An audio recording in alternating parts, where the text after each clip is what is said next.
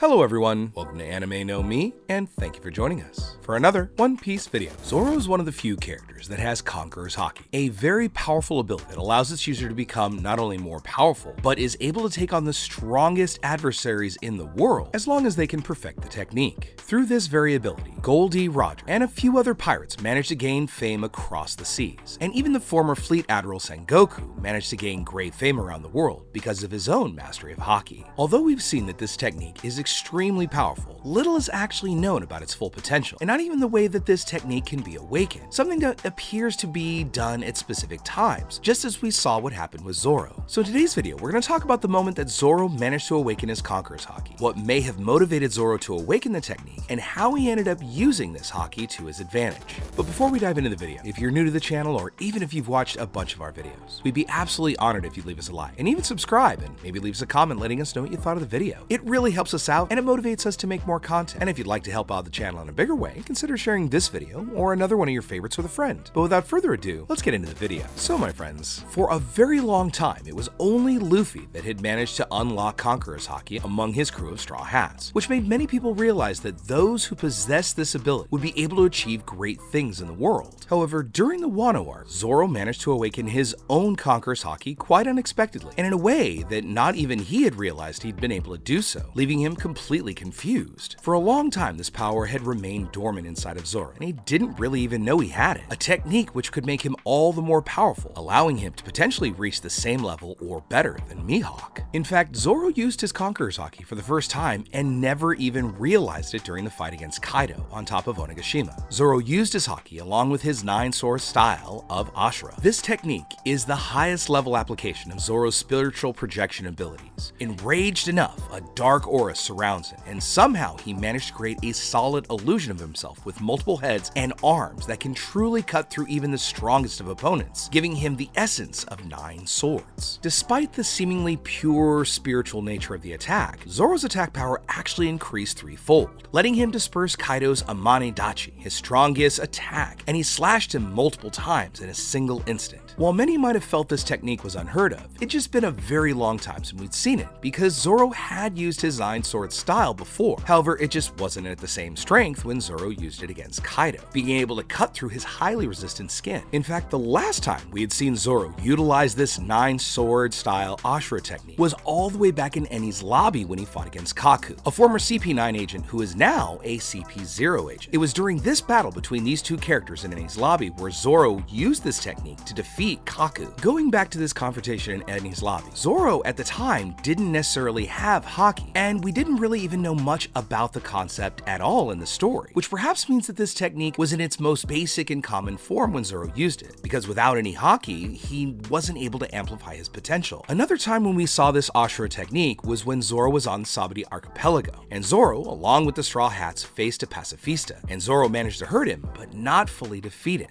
This demonstrated that this 9-sword style just wasn't enough to successfully pierce a Pacifista's mechanical body before his training during the time skip, where each Straw Hat was sent to a location where they could improve their individual skills. In these first 2 uses of his 9-sword style, Zoro used it without the benefit of Conquerors Haki, and even after learning to use Haki, Zoro still wasn't able to use Conquerors Haki with his attacks, and it was only during Wano where this became possible. There are several reasons why Zoro might have been able to awaken his Conquerors Haki, but the most likely reason is Zoro's great determination in that moment. Their captain Luffy was on the ground completely tired and injured, his allies had been defeated, but Zoro could not give up the fight in that moment, and he promised himself and his captain that he'd never lose again, so he persisted in this fight. Now, as I said before, it's currently unknown if there's any real way to awaken Conquerors Haki, because it can't be learned, only controlled after it's discovered, because this is a technique that only 1 in several million people are born with. So far, in every case we've seen where people awaken their Conquerors Haki, it involved them using the ability subconsciously while in a state of distress, but also having an unwavering will, even if they seem scared. Furthermore, Conquerors Haki can't be strengthened through direct use like the other 2 forms of Haki. Instead, the user must increase their willpower by becoming physically stronger. While the ability might be able to manifest at a young age, Conquerors Haki users don't usually consciously manifest it and make full use of this ability until they're well into adulthood. But with that great determination that Zoro showed on the battlefield, he was able to awaken his Conquerors Haki and allowed his 9-sword style to slice through the tough body of of Kaido, creating a new wound similar to the one that Odin had on Kaido many years in the past. Now, this idea does seem quite plausible compared to Doflamingo's and even Ace's Conquerors Haki awakening, because during their childhood, both characters awakened their Conquerors Haki after witnessing a traumatic event, causing a new determination to arise inside them. Upon being trapped and almost having his body completely engulfed in flames, Doflamingo swore that he would take the lives of everyone and that those who had caused him pain would pay dearly for everything that they had done to him. At that moment, his Conquerors Haki awakened, and it caused all the citizens that were there to vent their hatred on them and their families to faint because of the control and just raw power of this technique. Now, something similar had happened to Ace as well, because he was able to use his Conquerors Haki for the first time after seeing the place where he lived with Luffy catch fire because of the Vandals. This made Ace unconsciously able to use his Haki to defeat all those who had been responsible for setting the fire to that place, awakening a new purpose to take care of his brothers. So as we can see, a really strong determination causes the awakening of Conquerors Haki, and in this way, Zoro managed to awaken this incredible technique that he possessed. However, he may not have known until that moment how to wake it up. After managing to obtain this technique, Zoro used it at other times during the confrontation in Onigashima. In Zoro's battle against King, upon realizing that there were too many Kaido pirates to get in the way of his battle with King, Zoro unleashed his Conquerors Haki. This made the weakest of the Beast Pirates faint and prevented them from being able to interfere in this incredible combat. And in addition, this allowed King to recognize the great potential that Zoro had. Once it was down to Zoro and King left in the fight, Zoro again used his Conquerors Haki, but not to impose his will against King. Rather, he used the Conquerors Haki in a more advanced way. In the manga, we saw streams of black lightning coming off his three swords, and this often indicates an infusion or a coating of Conquerors Haki, because using it this way, with this Conqueror's coating that many in the community have called, Zoro would be able to inflict even greater damage with his attacks, very similar to what he did against Kaido. As the battle unfolded, it seemed that Zoro was able to gain much more conscious control over the advanced technique, either infusing it into all three swords or in infusing it into the Sandai Katetsu to deal significantly more damage to King. Through these new techniques, Zoro will be able to become the greatest swordsman in the world, and with Conquerors Haki, we've seen that this technique is capable of granting the user the ability to dominate the wills of others. However, the ability to affect someone depends on the Haki user having a greater willpower than the person that the Haki is being used against. The greater the power gap, the more easily the victim will succumb. Those with stronger wills can resist and even ignore the Conquerors Haki effects of others. But it's not just this ability that makes Conquerors Haki so powerful. In fact, high-level users of Haki manage to imbue their Conquerors Haki in their fists or their swords, making the strikes all the stronger with the union of their armament Haki as well as their Conquerors Haki. As was stated on the rooftop of Onigashima by Kaido, Haki is the greatest power in existence, which means that not even the most powerful Devil Fruit user could defeat someone with this advanced level Haki control. In fact, we've already seen that Haki users have been able to excel against fruit users quite a few times throughout our story of One Piece. And Roger and Shanks don't have fruit powers to speak of and are considered the most powerful pirates that have ever lived because they have the highest level of Haki and Haki control. This is because through Haki, any effect and even the power of any Devil Fruit can be nullified, because during the battle at Marineford, it was shown that the admirals who used Haki were able to nullify Newgate's tremors. We've seen that Shanks was able to nullify Akainu's lava power with his sword, preventing the heat of the lava from Akainu's blow from ever melting Griffin. And we've also seen that Law was able to get out of the effect of Doc Q's fruit, among other events that show that Haki is something quite powerful if it is evolved to its full potential. And although we still don't know the whole story about Conquerors Haki, this does demonstrate that it has much more powerful abilities than the other two types of Haki. So it may be the very technique that makes its user one of the most powerful characters in the world. So as Zoro goes after that title of becoming the greatest swordsman in the world, it's gonna be through the evolution of his own Conquerors Haki and refining it to make him even more powerful than Mihawk, which will allow him to finally take over and earn the title of greatest swordsman in the world. Not because Zoro wanted to conquer countries or people, but because he wanted to conquer the way of the sword itself. But for now, we'd love to know what you think about it. Was there a place where Zoro might have been able to use his Conquerors Haki that we missed? And also, when do you think we're gonna get to see this fated matchup between Zoro and Mihawk? We know that Mihawk is with the Cross Guild and elsewhere in the world, but we know that all the different powers and people that are left in this final saga of One Piece are gonna come together. Do you think it's gonna be through some kind of just random encounter, or do you think it's gonna be more played out? Let us know what you think in the comments below. So as we wrap up our video for the day, I wanna thank you all so much for watching our video. Be sure to comment on any themes or ideas that you'd like to see in future videos. And also, since you made it this far, give us a like and hit that red subscribe button before you head out to take on the rest of your day. I hope to see you all in our next video. Let's keep sailing this giant sea together. Take care.